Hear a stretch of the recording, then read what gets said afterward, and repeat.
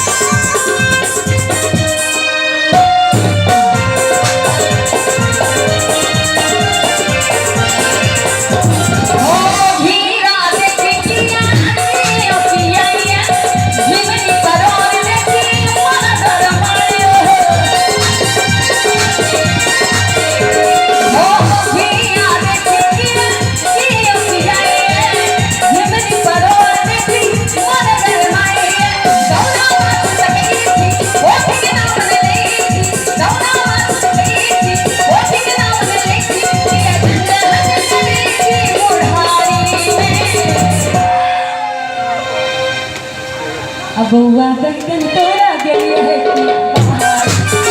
कनिया बैगन तोरा गलिया है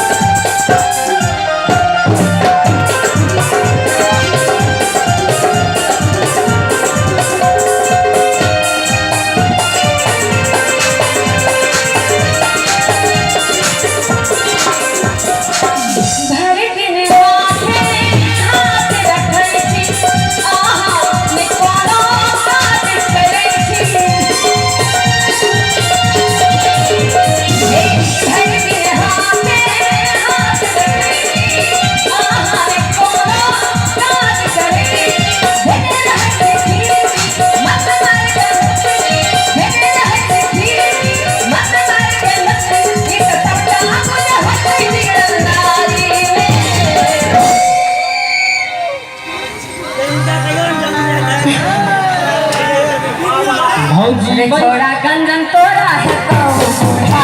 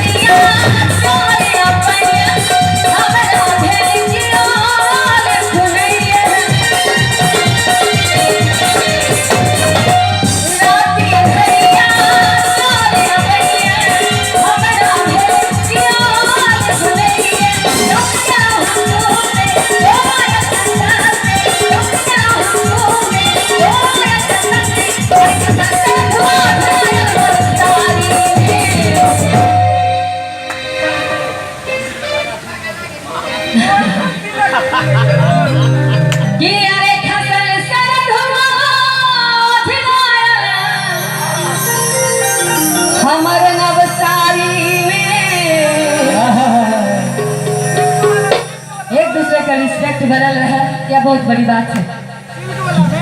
कनिया बैगन तोहरा